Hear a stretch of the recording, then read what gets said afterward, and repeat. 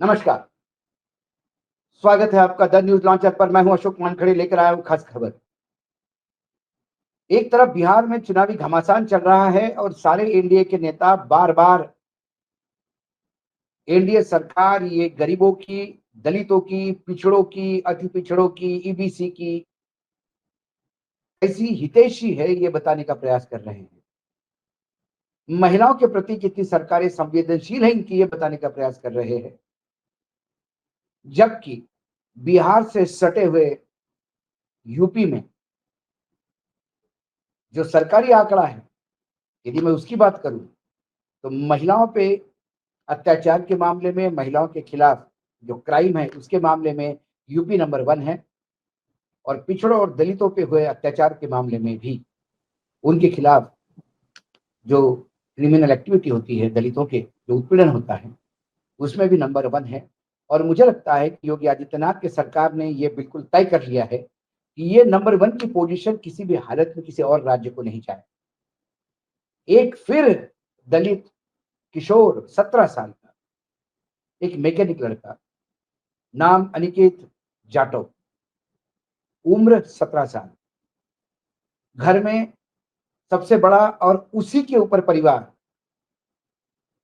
Scooter motorcycle का mechanic, जो भी दिन में कमाता 200-400-500 रुपए वही लेके आता था और उसी से रोटी चल रही थी घर की। आज पूरा परिवार ही नहीं, पूरा गांव गमगीन है, शॉक में है, क्योंकि सवर्णों के कुछ युवकों ने उसके जन्मदिन के दिन केक काटने के पहले उसको पीट-पीट के मार डाला। एक किस्सा है ग्रेटर नोएडा के रुबुरा के दलित किशोर अनिकेत की मौत का। इसके बाद आक्रोश भयानक भड़का। महाराणा प्रताप चौक पर 2 घंटे तक सड़क जाम और हंगामा हुआ। फिर डीसीपी सादमिया खान आए, उन्होंने आश्वासन दिया। लोकल विधायक साहब आ गए, उन्होंने आश्वासन दिया। योगी आदित्यनाथ जी से फ़ोन पे बात करवाई परिवार की, तब जाके अंतिम संस्कार हुआ। ये हादसा ऐसा हुआ कि रामलीला चल रही थी दशहरे के समय। रामलीला देखने ये किशोर भी पहुंचा, साथ में इसके मित्र भी थे 2-3। कुछ सवर्ण के लड़कों ने उसके मित्र को जाति सूचक गाली देके सामने से हटने को कहा। जातियों के गाली को देकर, जब जाति पे गाली दी उसको लेकर वहां कहासुनी हो गई। अनिकेत अपने दोस्त के लिए खड़ा हो गया। वहां हाथापाई हुई और ये लोग निकल गए। फिर 15 तारीख को अनिकेत का जन्मदिन, 15 अक्टूबर को। 13 अक्टूबर को इन युवकों ने अनिकेत को पत्थर मारा उसके घर के सामने। फिर पकड़ा-पकड़ी हो गई। तब उन्होंने कहा कि तुम्हारी औकात हम तुमको बता देंगे, औकात में रहो, छोटी जाति के हो। अनिकेत को भी आई गई, बात हो गई। 15 तारीख को उसका जन्मदिन था। पास में ही केक लेकर गया, साथ में चाचा थे और भाई थे। जब वो केक काटने ही वाला था, इतने में आस-पास से एकाएक 8-10 युवकों ने रॉड और हॉकी स्टिक के साथ हमला बोल दिया। बीच बचाव में चाचा सुमित आ गए, उनको भी लगी, उनकी आँखों पे लगी, उनको भी थोड़ी लगी। अंधेरा था, कुछ दिखाई नहीं दे रहा था क्योंकि अंधेरा कर दिया था। उन्हें लगा कि शायद अनिकेत कहीं छुप गया है या वहाँ से निकल गया है। थोड़ी देर बाद जब टॉर्च वॉर्च जलाई और देखा तो अनिकेत खून में लथपथ पड़ा हुआ था। उसे हॉस्पिटल ले गए, उन्होंने कहा कि ग्रेटर नोएडा के हॉस्पिटल में ले जाओ। ये गौतम बुद्ध नगर, दिल्ली से सटे हुए जिले का, इसमें आधी आबादी दिल्ली की नोएडा में रहती है, उस जगह की बात कर रहा हूँ मैं। उसको फिर ग्रेटर नोएडा के हॉस्पिटल से भी सीरियस हुआ करके दिल्ली के बड़े अस्पताल में भेजा गया, राम मनोहर लोहिया में। फिर इलाज हुआ 3-4 दिन और फिर से मौत हो गई। अनिकेत की मौत के बाद परिवार का तो सब कुछ लूट गया। पूरे क्षेत्र में जाटव जो लोग हैं वो आक्रोशित हो गए, क्योंकि ये जो दक्षिणी छोर है ग्रेटर नोएडा, नोएडा का, गौतम बुद्ध नगर का, वहाँ बहुत सारे जाटव स्कैटर्ड है, ऐसे पूरे फैले हुए। खेतों में काम करते हैं, सारी खेत सवर्णों के हैं, जमींदारों के, ज्यादातर ठाकुरों के। सालों से नीचे मुंडी करके काम करते हैं, लेकिन आज की युवा पीढ़ी को ये समझ में आया कि संविधान भी लागू है देश में, जाति पात की कोई नहीं है, कोई छोटी जाति वाला नहीं है, सबको बराबर का अधिकार है। तो जो नए पीढ़ी के युवक है वो जाति सूचक गाली सुनते नहीं, लेकिन सवर्ण आज भी मनुस्मृति के मानसिकता में है। और फिर आपके मुख्यमंत्री यदि योगी आदित्यनाथ है तो फिर क्या कहने, तो ठाकुरों का तो बोलबाला होगा। फिर उसके बाद बहुत आक्रोश हुआ। लोकल जो मेंबर ऑफ पार्लियामेंट थे, लोकनायक अस्पताल, जैसे मैंने बताया जयप्रकाश नारायण लोकनायक अस्पताल से फिर जब उसको डेड बॉडी वापस आ गई तो फिर लोगों में गुस्सा फूट गया। करीब 7:30 बजे सुबह ग्रामीण जितने भी थे लोग जाटो समाज के, वो महाराणा प्रताप चौक पहुंचे, सड़क पर बैठ के हंगामा करने लगे।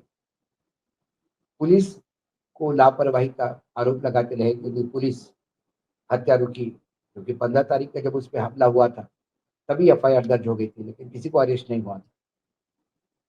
ऐसे में फिर डीसीपी सादिक मियां आए, उन्होंने ग्रामीणों को आश्वस्त किया कि मैं एफआईआर भी करूंगा, लोगों को बात भी करूंगा।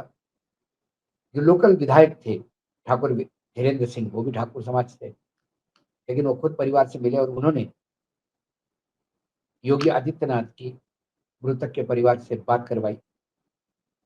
योगी आदित्यनाथ ने क्या कहा ये तो पता नहीं, लेकिन उसकी मां लगातार एक ही बात कर रही है, हमें नौकरी नहीं चाहिए, हमें पैसा नहीं चाहिए, हमें न्याय चाहिए, मेरे बेटे के हत्यारों को फांसी होनी चाहिए। यही मांग फिर बाकी राजनीतिक दलों के लोग भी पहुंचे, लेकिन संवेदनहीनता दिखी शासन की। योगी आदित्यनाथ मात्र 19 किलोमीटर दूर एक कार्यक्रम में, उस जगह जिस जगह पर मौत हुई इस लड़के की, जहां इसका परिवार रहता है, मात्र 19 किलोमीटर दूर थे, लेकिन योगी आदित्यनाथ ने वहां जाने का जरूरी नहीं समझा। यदि किसी ठाकुर के साथ ये हादसा होता तो अभी तक बुलडोजर भी चल गया होता और योगी आदित्यनाथ शायद 2 बार चक्कर काट चुके होते, क्योंकि दलित की जिंदगी की कोई शायद कीमत नहीं है।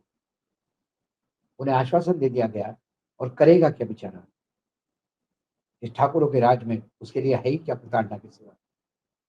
ये मैं इसलिए कह रहा हूं कि ये सरकार के आंकड़े बताते हैं दलितों पे अत्याचार में यूपी नंबर 1 है, महिलाओं के अत्याचार में यूपी नंबर 1 है।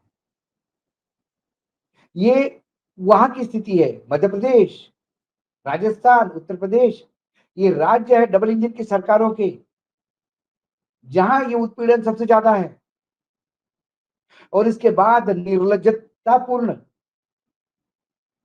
बिना किसी शर्म के इन्हीं के नेता बिहार में आश्वस्त कर रहे हैं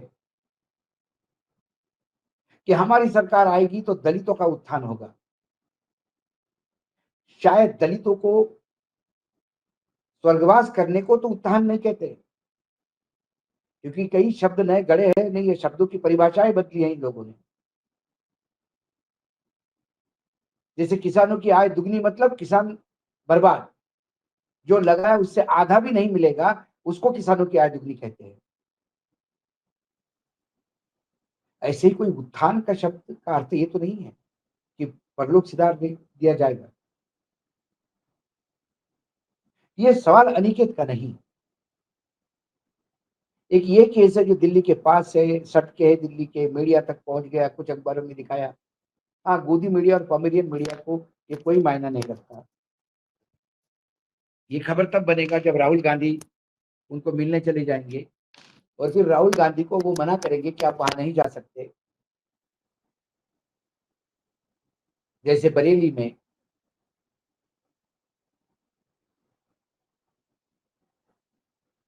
रायबरेली में जो हुआ, अमेठी में जो हुआ, वही हर जगह दोहरा जाता है। खुद जाते नहीं, दूसरे को जाने नहीं देते। पिछड़ों को हम ये नहीं कह सकते कि वो भगवान भरोसे है, क्योंकि भगवानों को भी हाईजैक करके बैठे हैं। भगवानों का तो ठेका इन्हीं सवर्णों के पास। इसलिए हम कहते हैं कि संविधान कहाँ है?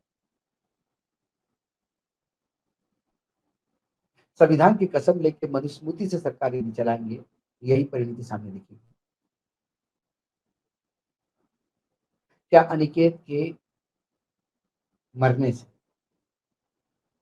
कुछ संदेश बिहार की जनता तक जाएगा? क्या जनता की आंखें खुलेगी? सवाल ये। आज इस विशेष कार्यक्रम में इतना ही। कल फिर आता हूँ किसी विषय के साथ। तब तक के लिए नमस्कार। देखते रहिएगा द न्यूज लॉन्च।